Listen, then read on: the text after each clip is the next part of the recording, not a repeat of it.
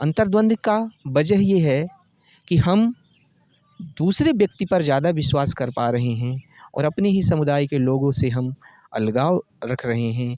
इतना निम्न स्तर की सोच विकसित कर दो कि यह अपने आप में निराश हो जाएँ। और निराशा का ही वजह है कि आज जो एससी, आज जो एसटी, ओबीसी एक दूसरे का दुश्मन बना बैठा हुआ है। उसके पीछे की जो घटना है, वह मनोवैज्ञानिक घटना है।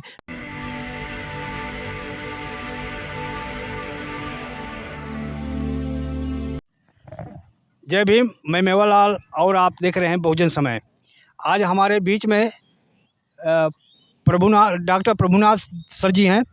तो ये एमसीडी में बच्चों को काउंसलिंग कराते हैं। तो इनसे बहुत सारे सवाल हैं, तो उनसे जानूंगा। सर, आपको सबसे पहले जय भीम। जय भीम सर। मैं आपसे ये जानना चाहता हूँ सर, आप अपना जो काम है आप दर्शकों को बताएं कि आप क्या क्या करते हैं सर। जी, मैं डॉक्टर प्रभुनाथ साकेत और पेशे से मैं मनोवैज्ञानिक हूँ, एजुकेशन डिपार्टमेंट दिल्ली में। और बच्चों में बढ़ रही मानसिक समस्याएं, मनोवैज्ञानिक समस्याओं पर आधारित आज समाज बहुत तकलीफ़ में जूझ रहा है। और इस तकलीफ़ से हर माँ-बाप परेशान हैं कि मनोवैज्ञानिक समस्याएं आने वाली पीढ़ी को बहुत नुकसान पहुंचा सकती हैं। इन्हीं परेशानियों को दूर करने के लिए हमें उन बच्चों को उस लायक बनाना है कि वह अपने जीवन में अच्छे व्यवहार, अच्छे वातावरण, अच्छे व्यक्तित्व का निर्माण कर सके। सर, आप भी तो देहात गांव में रहते हैं, देखा होगा कि सबसे बड़ी समस्या जो है एससी, एसटी और ओबीसी, ये बहुजन समाज बन नहीं रहा। इसका कारण क्या है? आज समाज में बहुत से लोग जागृत करने के लिए जा रहे हैं, निकल रहे हैं, लेकिन समाज तत्समस नहीं हो रहा, मिल नहीं रहा है आपस में। क्या कारण हो सकता है? देखिए, एससी, एसटी, ओबीसी का मिलने का जो सवाल है, यह स्थिति ऐसी अभी वर्तमान में निर्मित हुई है जबकि यह एससी और एसटी और ओबीसी समाज के लोग इस देश को शासन सत्ता तक पहुंचाने का कार्य किया है। इस बात को साहब कांसीराम कहते थे और वो इसको उन्होंने साबित भी किया और राज्य सत्ता में काबिज करने का भी उन्होंने समाज को एक नया आयाम दिया कि आप इस देश के नागरिक हो, आप इस देश के राजा हो और आज आपकी राज्य सत्ता आपकी है। लेकिन वर्तमान परिप्रेक्ष्य में जो उच्च वर्णीय व्यवस्था के लोग हैं, उन्होंने ऐसा मनोविज्ञान निर्मित किया कि एससी को एसटी से, एसटी को एससी से, ओबीसी को एससी से, एससी को एसटी से जो लड़ाने का एक अंतर्द्वंद पैदा किया। उस अंतर्द्वंद के पीछे उनका मेन मकसद यही है कि यह कभी भी कैडर वेस्ट ना हो पाएँ, यह कभी सम्मिलित ना हो पाएँ, रोटी-बेटी का संबंध ना कर पाएँ और आपस में वैचारिक चर्चा ना कर पाएँ, ताकि यह मूल जो एक आधार है, उस आधार से बहिष्कृत रह सकें।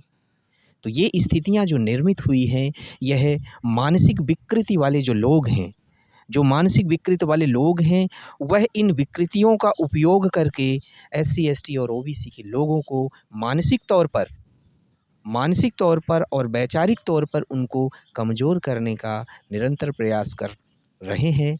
और उनका यही प्रयास है कि यह लोग कभी भी इनका मानसिक विकास विकसित ना हो सके। इनको इतना निम्न स्तर की सोच विकसित कर दो कि यह अपने आप में निराश हो जाएँ।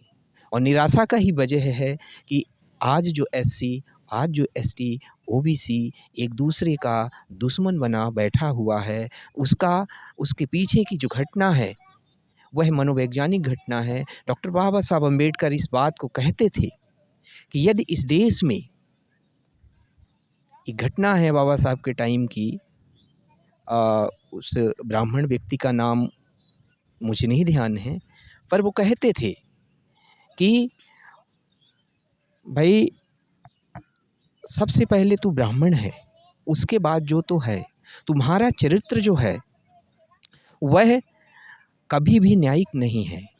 और इस न्यायिक ना होने की ही वजह से तुम पर विश्वास नहीं किया जा सकता।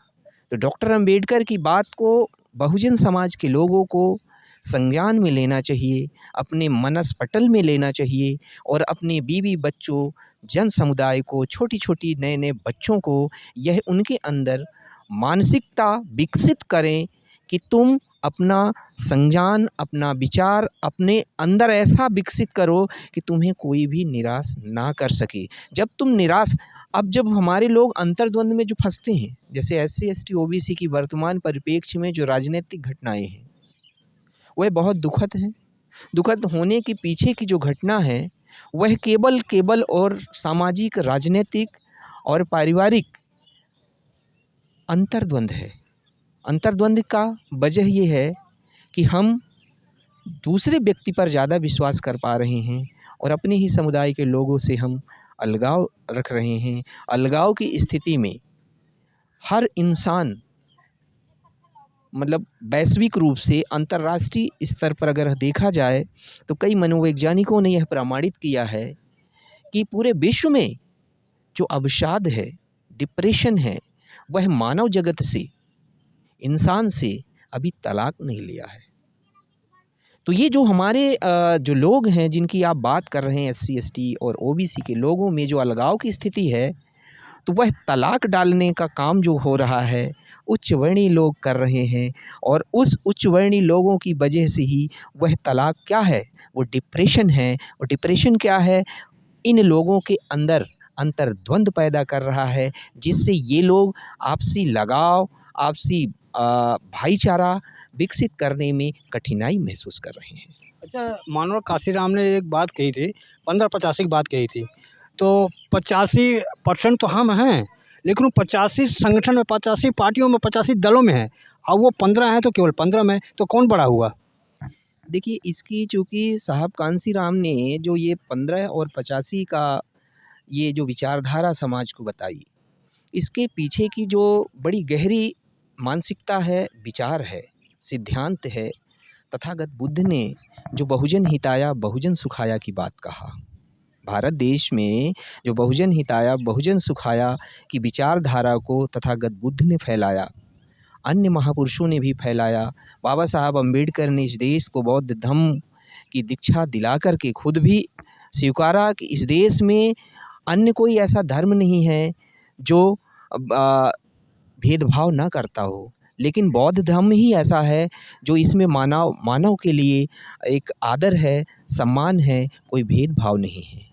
उसी कड़ी को आगे बढ़ाते हुए मान्यवर कांसीराम साहब ने समाज को बताया कि ये जो 85% समाज है, बहुजन समाज है, ये इतना विशालकाय समाज है, इस समाज जो चाहे वो कर सकता है, जैसी राजसत्ता चाहे वैसी राजसत्ता स्थापित कर सकता है, समस्त नागरिकों के लिए, समस्त देशवासियों के लिए सुख समृद्धि का रास्ता दे सकता है और सभी को जीने का हक दे सकता है। नहीं, मेरा ये सवाल था सर कि वो 85 हैं, लेकिन 85 में बटे हुए हैं, तो जैसे उनमें 15 हैं, तो 15 जो है एक मत के हैं, लेकिन 85 एक मत का नहीं है, तो इनको एक मत कैसे किया जाए, इस पर आप बताएं, इस पर प्रकाश डालें। देखिए, ये जो 85% के लोग अलग-अलग जीवन जी रहे हैं, इसके पीछे की घटना ये है कि पहली बात तो यह है शैक्षणिक रूप से अभी भी यह समाज बहुत दूरगामी स्थिति में जी रहा है। बहुत कुछ जगह जहाँ है, जैसे शहरी इलाका है, शहरी से थोड़ा जो कस्बा इलाका है, कुछ लोग पढ़ने-लिखने का अधिकार पा सके हैं।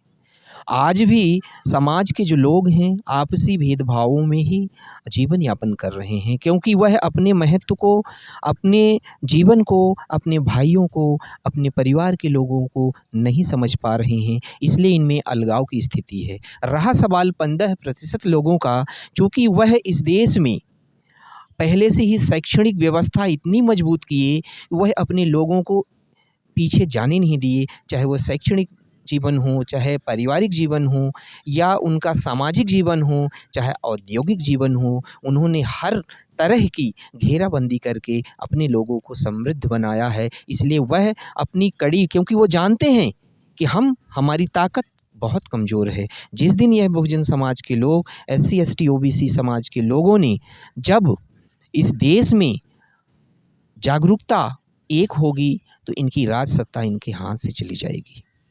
अच्छा सर, मैं ये कह रहा हूँ कि बड़ी पार्टी कैसे नापी जाए? पैसे जिसके पास है वो बड़ी पार्टी है, और जिसके पास ज़्यादा है वो बड़ी पार्टी है। आपके निगाह में बड़ी पार्टी किसको कहा जाए? देखिए, जिस पार्टी का सामाजिक ढांचा बहुत मजबूत होता है, पैसे उसके सामने कुछ भी नहीं है। पैसे बहुत छोटी चीज़ है। पैसे से लोगों को विचलित या गुमराह तो किया जा सकता है, या आज जो आधुनिक युग है, जो आधुनिक चीज़ें हैं, उनमें छेड़छाड़ तो की जा सकती है कुछ समय के लिए। लेकिन लंबे समय के लिए जो समाज मजबूती के साथ खड़ा है, यानी अपना जो भी समाज है, वह एक दूसरे की वैचारिक रूप से मदद करता है, विचारों का तालमेल है, जहाँ भेदभाव नहीं है, वह पार्टी बहुत मजबूत स्थिति में है। और वह जो आज अपने आप को, चाहे वो बीजेपी हो चाहे कांग्रेस हो, वह बहुत कमज़ोर है, क्योंकि वो जानता है। इसीलिए हमारे लोगों को अभी जैसे एक हम इंटरव्यू सुन रहे थे प्रोफ़ेसर रघुनाथ साके, जो दिल्ली यूनिवर्सिटी के इकोनॉमिक्स विभाग में हैं, तो उनका बहुत अच्छा इंटरव्यू आ रहा था कि ये जो आधार है, यह आधार बेबुनियाद है और यह बहुत कमज़ोर लोग हैं। यह केवल लोगों को डिवाइड किया है और उनको हक अधिकार से वंचित किया है। जिस दिन हमारे लोग हक अधिकार से मजबूत होंगे, यह अपने आप अपनी राजसत्ता को छोड़ कर के यह अलग हो जाएँगे। नहीं, सवाल मेरा नहीं, उत्तर नहीं मिला कि हाँ। पार्टी कौन बड़ी है? पैसे वाला बड़ी है या जिसके पास वोट ज़्यादा है? देखिए, जो इस देश में जो बहुजन समाज है, जो बहुजनों का वोट है, वो बहुतायत मात्रा में है, चाहे एससी हो, एसटी हो, ओबीसी हो। यह पूरा समाज जो है भारत देश का, यह बहुत बड़ा वोटर है। और जिनके जो समुदाय, चाहे अपर कास्ट में ब्राह्मण, क्षत्रिय, वैश्य हैं, इनका वोट बैंक तो वैसे भी देश में बहुत कम है और ये बहुत कमज़ोर लोग हैं। इनकी पार्टियां भी बहुत कमज़ोर हैं, लेकिन इन्होंने बहुत चतुराई से, डॉक्टर बाबा साहब अम्बेडकर ने इस देश में 10 साल के लिए केवल राजनीतिक आरक्षण दिया था कि 10 साल के बाद इसको जो है नहीं रहेगा। लेकिन ये निरंतर इसको क्या कर रहे हैं, चाहे कांग्रेस सत्ता में रही हो, चाहे बीजेपी अभी वर्तमान में है, इसे क्या करते हैं, एक्सटेंड कर देते हैं आने वाले 10 साल के लिए। वो इसलिए ऐसा करते हैं क्योंकि अगर ऐसा नहीं करेंगे तो इस देश में उनके लिए कोई दलाल नहीं मिलेगा। दलाल कौन है? जो रिजर्वेशन के माध्यम से, चाहे वो कांग्रेस से जीत के आए, चाहे बीजेपी से जीत के आए, चाहे आम आदमी पार्टी से जीत के आए, चाहे टीएमसी से जीत के आए, चाहे अन्य जो भी पार्टियां हैं जिसका प्रतिनिधित्व ब्राह्मण करता है, तो वो अपने लिए अपना मार्ग सरल बनाने के लिए एससी, एसटी, ओबीसी के लोगों के लिए रिजर्वेशन रखता है राजनीतिक क्षेत्र में, ताकि वह जो भी चुन के आएँ तो वो आपका नहीं है। इसलिए वो कमज़ोर करने का कार्य करते हैं, इसीलिए आज तक वो राज सत्ता में है। तो इसलिए हमारी अपील है पूरे बहुजन समाज से, पूरे देश के जो बहुजन समाज के लोग हैं, ये जो राजनीतिक जो आरक्षण चल रहा है, जिस दिन ये राजनीतिक आरक्षण ख़त्म होता है, तो ब्राह्मण, क्षत्रिय, वैश्य की जो बनाई हुई पार्टियां हैं, क्योंकि हर तरफ इन्होंने घेराबंदी किया है।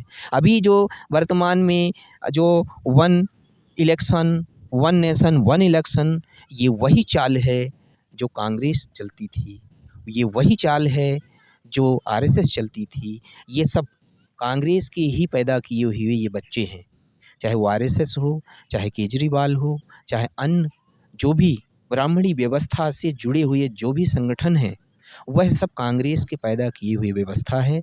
इसलिए कभी भी आप वर्तमान में देखिए, ईवीएम का खाली नाम मात्र का विरोध होता है। अगर इस देश में इतनी बड़ी पार्टियां हैं, आज ठीक है आपने इन पत्रकारों को कि ये बीजेपी की दलाली करते हैं, ठीक है, लेकिन क्या आपने रोड में आंदोलन किया कि हमें इस देश में बैलेट पेपर से चुनाव होना चाहिए, हमें ईवीएम नहीं चाहिए? हमारा जो लोकतंत्र है, हमारे भारत देश के लोगों ने इसके लिए आवाज़ उठाई है, तो क्या आप रोड में आए?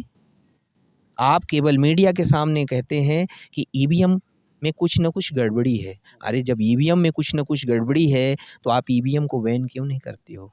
स्थगित क्यों नहीं करते हो? उसे कंडम क्यों नहीं करते हो? इस देश में यदि राज सत्ता अगर काबिज़ अभी वर्तमान आधुनिक युग में है, ये केवल और केवल ईवीएम की वजह से है, और नहीं तो इस देश में ना बीजेपी रह जाएगी, ना कांग्रेस रह जाएगी और ना ही केजरीवाल रहेगा। अच्छा सर, ये एक शब्द अभी इजाद हुआ है, गोदी मीडिया और मोदी मीडिया, और एक शब्द है मनु मीडिया। ये पैदा कब हुआ और इसका लक्षण है, कैसे हम जाने कि कौन सा गोदी मीडिया है, कौन सा मनु मीडिया है, कौन सा मोदी मीडिया है? देखिए, ये सवाल जो है, ये सवाल सुन के थोड़ी मुझे हँसी भी आ रही है। इसको समझने की बात है। ये बहुत मनोवैज्ञानिक खेल है। ये बहुजन समाज को गुमराह करने के लिए, या तो वो मनु मीडिया में फँस जाए, या गोदिया मीडिया में फँस जाए, या मोदिया मीडिया में फँस जाए। ठीक है? तो ये तीनों जो मीडियाओं का आप नाम ले रहे हैं, ये राज सत्ता में स्थापित जो वर्तमान लोग हैं, ये लोग वही लोग हैं, ये तीनों मीडिया का निर्माण कर रहे हैं, इनका पोषण कर रहे हैं, इनको बढ़ा रहे हैं। और जो आपके समाज का, बहुजन समाज का हक अधिकार है, वह शिक्षा का अधिकार है, वह राजनीति का अधिकार है, वह व्यवसाय का अधिकार है, यह उभरने ना पाए, इसलिए गोदी मीडिया, मोदी मीडिया और कौन सा मीडिया आपने कहा है? मनु मीडिया। मनु मीडिया। ये तीनों एक ही सिक्के के पहलू हैं, और ये अलग-अलग तरह से, जैसे जब कोई पशु मरता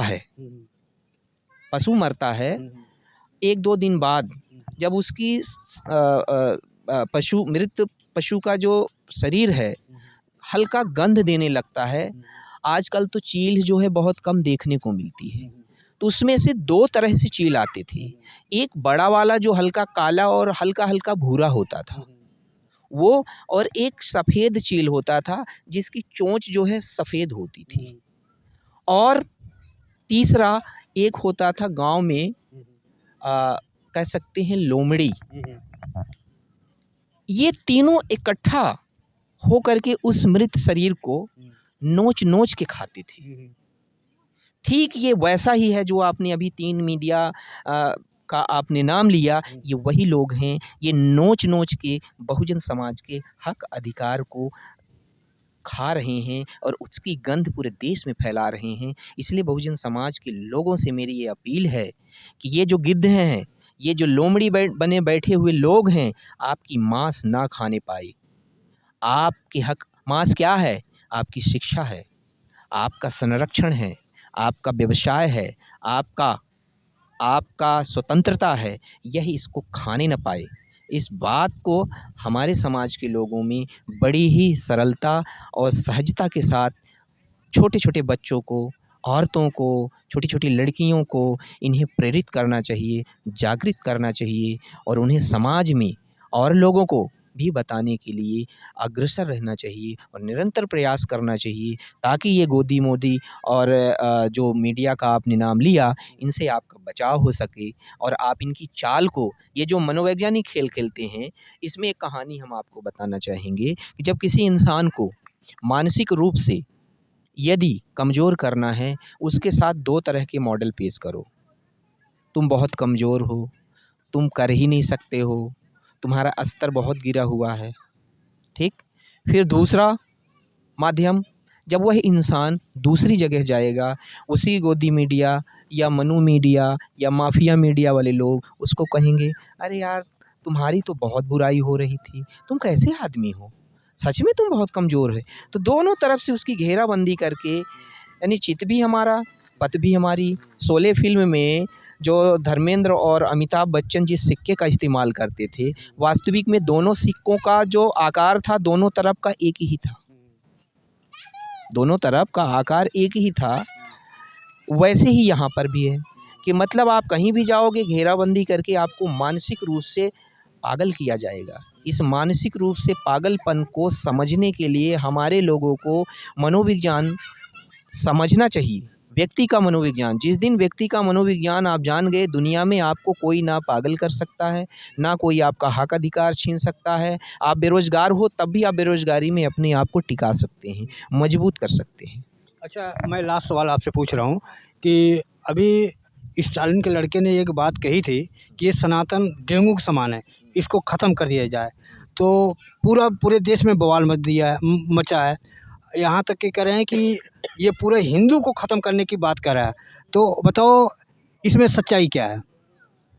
देखिए, स्टालिन ने उस बीमारी को कहा है, जैसे अगर आपको डेंगू मलेरिया हो गया या कैंसर हो गया या अदर मेंटल डिजीज़ हो गई या साइकोलॉजिकल डिजीज़ हो गई, तो किसी बीमारी को यदि हमें ख़त्म करना है तो हमें उपचार की ज़रूरत है। तो वो उस व्यवस्था की बात किया कि जो व्यवस्था गंदी है उस व्यवस्था को बदल के यदि वो व्यवस्था अच्छी लागू कर दी जाए, जैसे अभी प्रचार में आप सुन रहे हैं कि one nation one election one nation, ठीक है, आपने तो ये कह दिया बड़े चतुराई से। एक देश एक चुनाव। हाँ, क्यों भाई? मतलब आप बदमाशी करके पूरे देश में राज सत्ता कर लो और राज सत्ता में दूसरे को आने न दो, ठीक है। आपको ये कहना चाहिए वन नेशन वन एजुकेशन, जी, जी। One nation one education. अगर भारत देश में एक शिक्षा है तो एक व्यवस्था होनी चाहिए। अलग अलग स्टेट लेवल का अलग एजुकेशन, सीबीएसई का अलग एजुकेशन, आईसीएसई का अलग एजुकेशन। भैया जब एक देश है तो एक शिक्षा होनी चाहिए। यदि आप अंग्रेजी में देना चाहते हो इंग्लिश मीडियम में तो इंग्लिश मीडियम दीजिए, ठीक है। लेकिन ये क्या करते हैं कितनी बदमाशी के साथ कि अपने बच्चों को ये कैम्ब्रिज भेजते हैं, ये लंदन भेजते हैं, ये ऑक्सफोर्ड भेजते हैं और हमारे बच्चों को बोलते हैं हिंदी हिंदी पढ़ना चाहिए, हिंदी भाषा होनी चाहिए। हिंदी भाषा बोलना कोई बुरी बात नहीं है, पर शैक्षणिक रूप से भी ये कितना गैर बराबरी रखते हैं।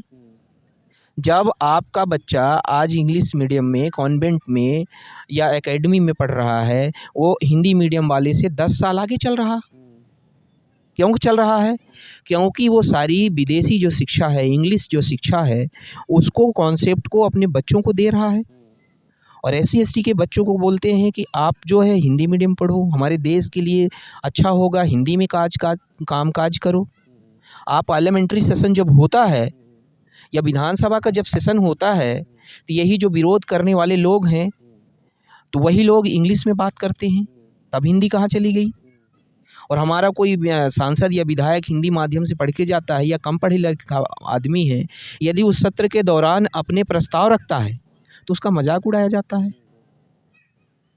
तो ये जो अभी चल रहा है कि एक देश एक चुनाव, एक देश एक चुनाव बिल्कुल नहीं होना चाहिए। डॉक्टर बाबा साहब अम्बेडकर ने जो संवैधानिक अधिकार दिए हैं देश को कि अलग-अलग टाइम पर, अलग-अलग समय पर, अलग-अलग मुद्दों को लेकर जो चुनाव होते हैं, राज्य के अलग अपने चुनाव होते हैं और केंद्र के अलग चुनाव होते हैं।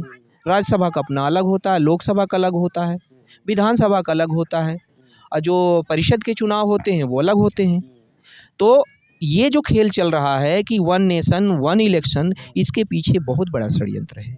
इसलिए भारत देश के समस्त लोगों से, यहाँ तक कि मैं उन लोगों के लिए भी कहूँगा कि जो ब्राह्मण ठाकुर बनिया भी हैं, वह भी सावधान हो जाएँ। यह देश के लिए बहुत बड़ा खतरा है कि एक व्यक्ति वही व्यवस्था लागू करने के लिए सोच रहा है कि ये अंतिम चुनाव है और इसके बाद कोई चुनाव नहीं होगा। यानी जो हम चाहेंगे वही होगा, देश में कोई और नहीं बोल सकता और कोई कह नहीं सकता है। जैसा अभी हमने एक इंटरव्यू में सुना कि प्रोफ़ेसर रघुनाथ सर ने बताया कि दिल्ली यूनिवर्सिटी में विमेन एक प्रोफ़ेसर को टीचर इंचार्ज ने थप्पड़ मारा और उसके ऊपर एफआईआर नहीं दर्ज हुई। तो ये कितनी दुखद घटना है। देश की दिल्ली यूनिवर्सिटी, दिल्ली का विश्वविद्यालय देश की नामी-गिरामी नामों में आता है। जब वहाँ ऐसी घटनाएँ हैं तो दूरगामी स्थिति जो है, ग्रामीण एरिया में जो कॉलेज हैं, विश्वविद्यालय हैं, वहाँ तो आज भी जातिवाद का पूरा जातिवाद का गढ़ है। वहाँ आज भी जातिवाद की व्यवस्था है।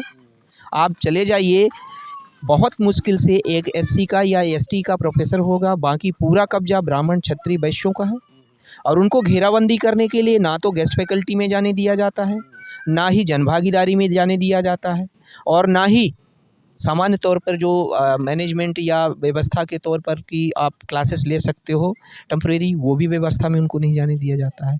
तो यह व्यवस्था जो है, इन सारी व्यवस्थाओं के पीछे की जो घटनाएँ हैं, ये बीजेपी भी शामिल है और कांग्रेस भी शामिल है। कांशीराम साहब कहते थे कि ये आस्तीन के साँप हैं और ये आस्तीन के सांप जो हैं वो समाज को घातक कर रहे हैं, घात पहुंचा रहे हैं और समाज को खोखला कर रहे हैं। इसलिए इनसे दोनों से सावधान रहने की ज़रूरत है।